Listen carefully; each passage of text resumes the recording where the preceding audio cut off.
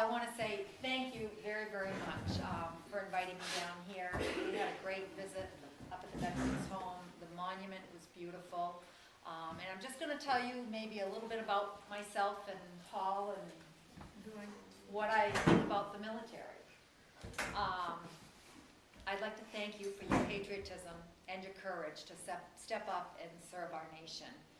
I'm also going to talk about my focus since moving into the Blaine House as taking on military families as my initiative.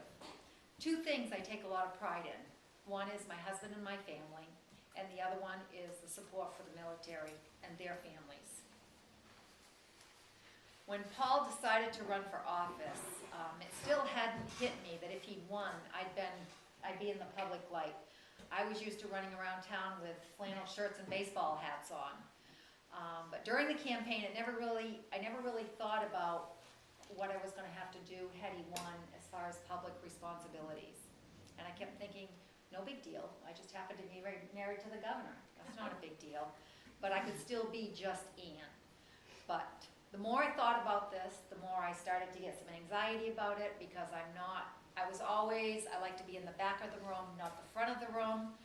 But my daughter wrote me a very nice letter on the morning of the election, and she said to me that she was very proud of me, proud of her dad, and she told me all kinds of things, made me cry in the letter, and then she ended the letter by saying, now, put your big girl panties on and don't be afraid to think outside the box. So that's how I started that.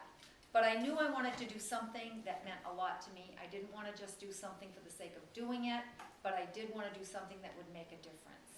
So this is how I came to the military. I was riding in the car one day with my mom and my daughter, and I started thinking, because I knew I'd have to pick an initiative, because everybody wants to know, what are you going to do?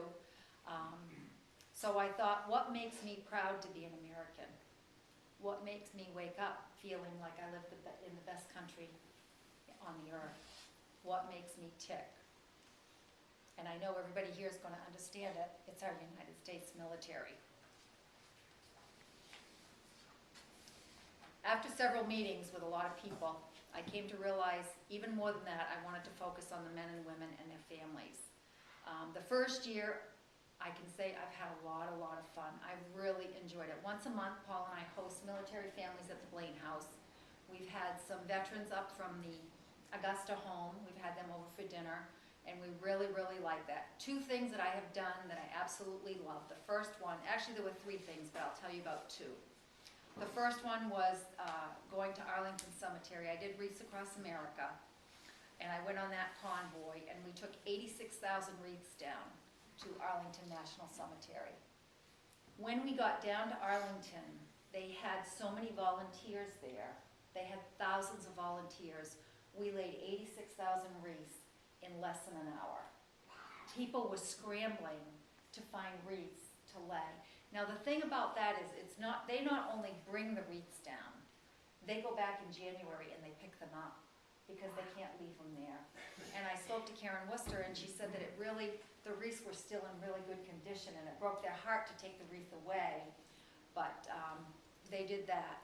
And their message is very simple. This is the Wreaths Across America. Remember the fallen, honor those that serve and their families, and teach our children the value of freedom.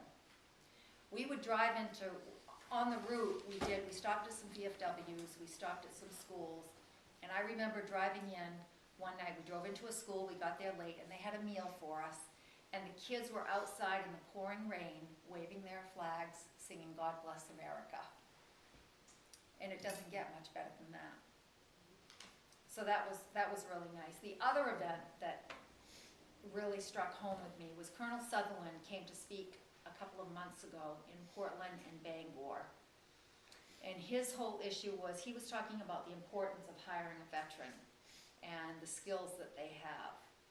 The message resonated with me, and I'm moving forward encouraging business leaders that if they want to expand, they really need to look upon the veterans community to hire those people. These men and women possess, and I have to read it because if I don't read it, I'm going to cry. These men and women possess invaluable skill sets, but even more, they bring a sense of team, a sense of courage, and loyalty to the workplace. The servicemen and women deploy and put their lives in danger to protect us here at home. Then they return home, and oftentimes they're expected to act as if they never left. Reintegration back into the family life and the workplace can be a challenge, but Colonel Sutherland said it best. These people are not victims, they are veterans. Our veterans are proud, they're not looking for a handout. The goal is that all veterans lead productive and sustainable lives. Many of you here today have risked your lives to preserve our nation's ideals and the privileges and rights that Maine families enjoy today. You volunteered, you proved your competence, fortitude, and unquestionable commitment to a job well done. We live in a state with a strong military heritage. We live in a country that's come so far in valuing our veterans. As Americans, we're proud of our military and we value their courageous service. We no longer live in the days of the Vietnam Wars, where veterans were told to change into civilian clothes to escape the harassment when they returned home. Today, our veterans return home wearing their uniforms proudly, knowing they are serving the best country in the world. It's crucial that we say thank you to our vets as well as welcome home. Honoring them makes me proud to be an American. It's with a heavy heart that we remember that too many brave men and women paid the ultimate sacrifice to keep us safe here at home. The ones who do come home deserve our thanks and our appreciation. Supporting our troops is not something we do because it's nice or it makes us feel good. Supporting our troops is a responsibility that we have as Americans. Making a difference by helping one vet pays tribute to all of those who didn't come home. So it's with tremendous respect that I humbly thank you for your service. God bless all of you. Thank you.